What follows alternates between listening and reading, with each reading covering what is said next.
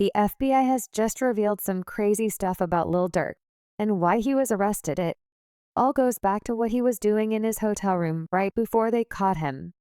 They say he was the king of the streets, but he made some really clumsy mistakes, and it cost him. It's like he knew this was coming.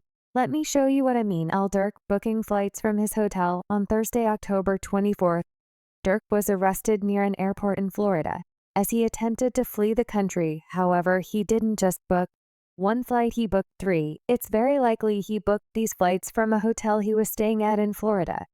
And the reason he booked 3 is because he was trying to dodge the police. As soon as he found out the feds were after him, he planned his getaway. One flight was going from Miami to Italy, one was going from Miami to Dubai, and the other one was from Fort Lauderdale to Switzerland. You can't blame him for trying, but his plan failed. The police found out and caught him as he tried to hop on one of the planes to Italy. It was a wrap. Everyone wants to know how the feds found out about his plans, and some new info has just been revealed. His flight to Italy was allegedly departing at 900 p.m. and the police only found out about the plot at 6:40 p.m. It was close. In another 2.5 hours, he would have escaped. Or would he? People online aren't too convinced. One user commented, all 3 of those countries have extradition treaties with the United States. LOL bro, don't even know how to escape properly. So yeah, maybe his plan wasn't as solid as he thought. People online continued to clown him, and somebody else said he got 1 episode in Power and thought he was really him. It wasn't the wisest move. But remember, he is facing the death penalty. The feds caught him. The death penalty or life in prison would be enough to make most people run for their lives. But sadly for him, the feds caught him just before he got on the plane. After the FBI found out he was planning to escape the country, they started their operation to capture him. We don't know exactly how the arrest went down, but we do know that they caught him around 8 o'clock. That night, after they got him in cuffs, they sent him straight to Broward County Jail, a notorious Florida prison that's also the same place where Wendy Melly is sitting awaiting his trial. He faces charges related to murder for hire, and the feds claim he was the mastermind behind a plot to assassinate the Georgia rapper known as Quando Rondo. The assassination attempt took place back in 2022, when a group of men ambushed Quando at a gas station. Quando survived, but his cousin Lil PB was shot dead. Although Durk seemed to have gotten away with it, it now looks like his role in the operation is coming to life. Not only Durk, but 5 others of his associates have also been arrested in connection with the killing, and the police are saying it was those 5 who carried out the murder under Durk's orders. For now, Durk's bail has been denied, which ain't surprising since he tried to evade justice. For now, he's innocent until proven guilty. But how long will it take the feds to prove his guilt? But with the way things are going now, long as one of his closest friends has allegedly snitched on him. Durk was snitched on. One of Durk's closest associates and fellow OTF member OTF Jim has been accused of being the man who brought Durk down. Everyone saying he snitched and chose to become a police informant after he was released from jail. Another Chicago rapper called King Yella has just come out and given us more info about OTF Jam and why he snitched on Durk. Check it. Oh. Lil Durk been picked up by the feds. I don't know if he's been charged with nothing. Probably questioning him. They put in OTF in a lot of things. But I heard somebody named OTF Jam. They said they've been calling him a rat. And basically he said, okay, I'm a rat. Well, watch this. Watch this. That's all this information that I know. Rat this, I'm gonna tell this, I'm gonna tell that. My video earlier, I told y'all, man, if somebody say Durk name, that's all it's gonna take to say that man's name. And obviously, like I said earlier too, if they come, they coming. Yella then says that this wasn't random, and it was definitely somebody from OTF. Somebody telling, somebody from OTF, somebody OTF affiliated, somebody that know enough information on Lil Durk and his crew. And it's messed up. That's why I'll be saying, I don't care how much money you got, what's going on, man, these people will throw you under the... So it's likely a snitch helped bring Durk down, but many are saying he predicted his own future. Durk predicted his future back in 2022.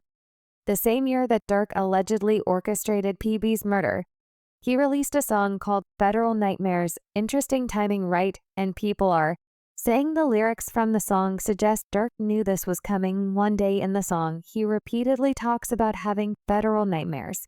And now it looks like those dreams have become his reality. People online have had some interesting responses to that song. One user wrote, "That's not a prediction that committed criminal activity and knew he would be indicted, Elma. They do have a point committing a crime and then making a song about going to jail, for it doesn't make you a fortune teller." Someone else said it's nothing like predicted. When you do bad, you won't get peace of mind because you know you'll get caught one day. And another user questioned if Durk was really about the street life. They said Durk, not a real street, even when he told everyone to. Watch who they call their homie, and not finding out your homie wearing a wire is the epitome of being gullible. People also commented on the fact that Durk was stupid for falling for people online, saying he was a coward for not sliding for Val. They made fun of Durk for not sliding for Vaughn. Now, the same people will laugh at him for going down for it. The internet has also been speaking about how Durk didn't do himself any favors since he snitched on himself by claiming he's a bounty hunter. Durk admits to being a bounty hunter. People online have found a song with lyrics that appear to be a diss track to Pap. When you see what he said, it'll make sense why the feds got him. The song, which was never released, is called Beverly Hills. And it's not just the name that's pretty incriminating in the song. Durk says many things that seem to be directly related to the crime on the song. Somebody commented, "Bro, just rap." The indictment we all have to pay at some point. That pretty much sums up how bad it is in the song. Durk says popping traffic. We in Cali ride through Beverly Hills with choppers. Remember the shooting that ended in El Pop getting killed was in California in the song. Durk then says, "I'm not hiding Bronham.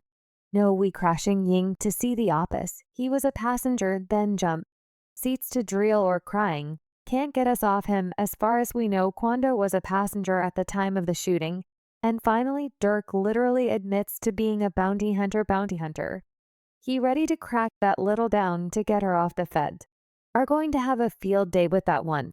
And if you somehow believe those lyrics are coincidental, let me show you what happened on the day of P's death. It'll start to make sense. Durk was behind LOL-PB's death on August 19, 2022. Quando, Rondo and his cousin Little Pop were driving around. A little did they know there were hitmen after them at some point during the day. They stopped the car at a gas station and were met with a hail of bullets, and PB was killed after Durk's arrest. An attorney for law called the shooting a cold-blooded murder and had a few other things to say about it. The attorney said the shooting occurred in the open at a gas station at a busy intersection, endangering many others in the area. They also gave more details about the shooting. They said violent gun crime up.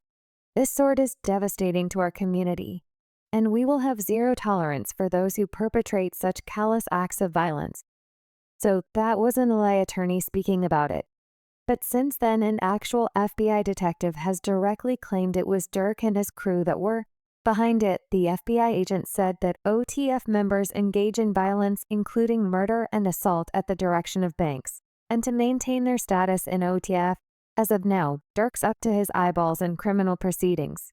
But did you know before this he was actually planning to turn over a new leaf? Durk wanted to turn over a new leaf at the end of September 2024. Almost exactly 1 month before his arrest, Durk was celebrating the fact that his criminal record was being wiped up. Until that point, Durk had quite an extensive rap sheet, so as you can imagine, he was pretty over the moon that it was all getting wiped clean. He shared the great news on Twitter and said everybody should get second chances at life. It's about what you do with it. He then said something that indicates he may have been turning towards religion too. Alhamdulillah, my background wiped and clean of all cases. I ain't a felon anymore. After that, he takes the chance to express his gratitude toward all the people that made it possible. Who would have thought? I want to thank everyone who helped push my vision forward. Thank you from the bottom of my heart. That's definitely something to celebrate, especially since his criminal record dates all the way back to 2011. That year, he was sentenced to 18 months in jail for weapons charges. So Durk's been a felon for over 10 years after his first arrest in 2011. He would again be arrested for weapons charges. 2 years later, the police caught him with a gun and charged him with unlawful use of a weapon by a felon.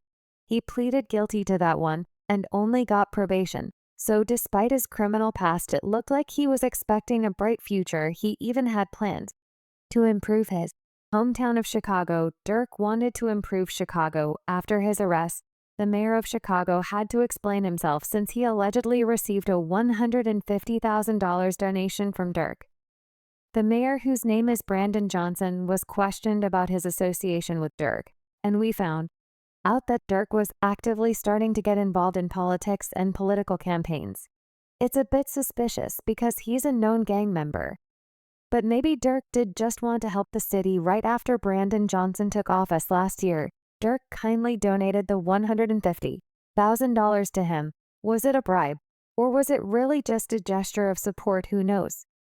But when asked about what he was going to do with the money, Mayor Johnson refused to say. Since Durk is once again an alleged felon, people are demanding Mayor Johnson either give the money back or put it to good use. As we all know, Chicago has a huge problem with violent and gang-related crimes, so people think he should donate the money to a cause that could help with that. People are starting to recognize how bad Chicago is when it comes to violence.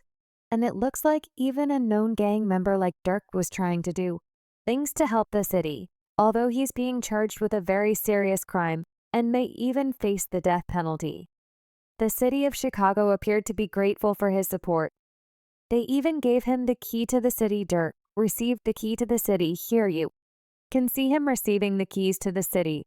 It's an honorary gesture that's supposed to give credit to people who do good things for city. But it's a questionable ceremony, especially since a lot of the people receiving them are accused of heinous crimes. Here's another guy who received the key to his city. If you don't recognize him, that's Diddy. He received the key to New York last year, and it was also given to him by the mayor. It looks like Diddy and Durk are starting to have a few things in common. What's crazy about the Diddy situation, though, is that the mayor of New York, Eric Adams, was charged with crime shortly after he gave Diddy the key. Mayor Adams was charged with corruption and receiving illegal money to support his political campaigns. Pretty much right after Durk's arrest, the mayor did his best to distance himself from him. He immediately stripped the key from him and tried to cut ties with Durk's nonprofit organization.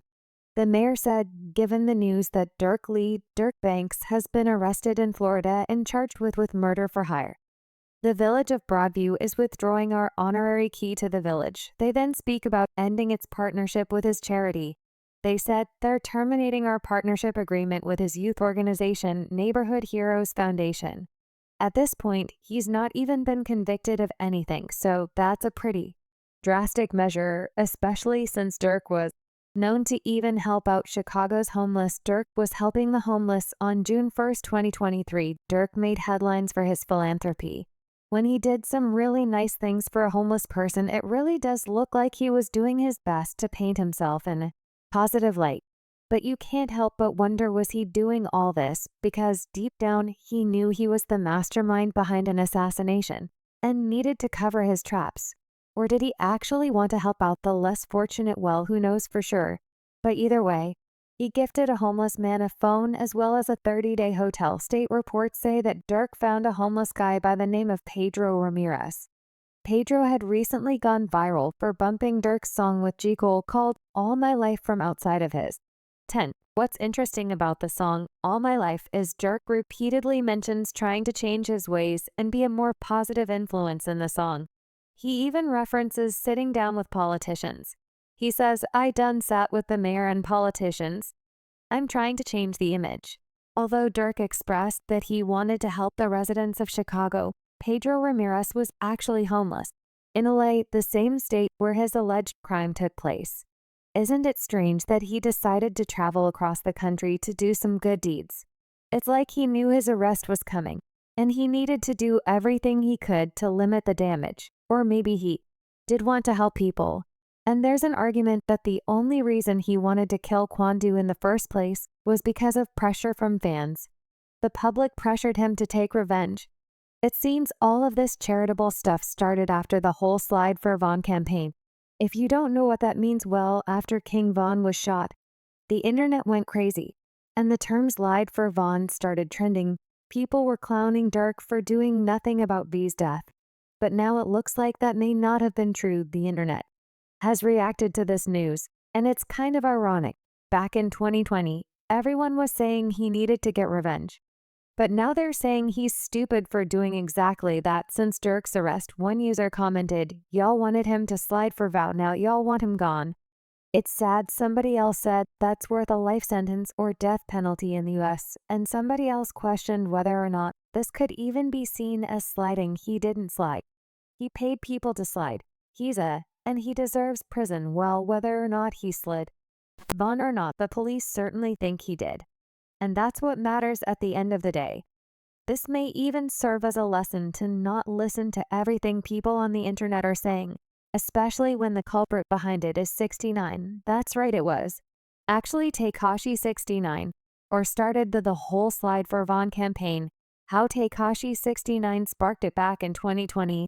The notorious troll rapper and alleged snitch Tekashi 69 went viral for trolling Durk and his gang for not doing anything about Von's murder. Here you can see an IG post by academics where he shares the news about Von's death and claims that Durk's just found out about it. However, in the comments, Tekashi 69 replies with some laughing faces, making a complete mockery about the situation. 69 has actually been beefing with Chicago-based rappers for years, and Durk alleged lie claimed that one time his team contacted him and asked him to fake a beef purely for publicity. That's pretty low. But what can you really expect from an alleged snitch? Maybe this was just Tashi 69's attempt to start a troll war to boost his own image. But either way, the Slide for Von stuff went out of control, and soon it was everywhere. The comment slide for Von could be seen all over Durk's stuff, and had people asking questions about what it meant. And if Durk, who often speaks about sliding for his homies, would actually do anything in the end, it's looking like the trolling worked, and he did get revenge for his fallen comrade. But at the time, nobody knew it was him behind it. Hindsight is 2020 though. And now it looks like Durk was leaving clues all along. Durk reveals he did slide for vow shortly after Durk was taken down by the feds. This interview with him and academics started making rounds online. In the interview, academics asked Durk about the whole Slide for Vow campaign. Nobody realized it at the time, but it looks like Durk openly admitted to the fact that he did slide for vow. This wasn't taken seriously at the time, but now it tells a completely different story. I'm not triggered by the Slide for Von comments. I don't know if people still say it. They used to say it, but you also mentioned a song. They be like, they be saying Slide for Von. I think they trolling me. Yo, by the way, that song is fire. I ain't gonna lie. For some reason, I just don't see the comments no more.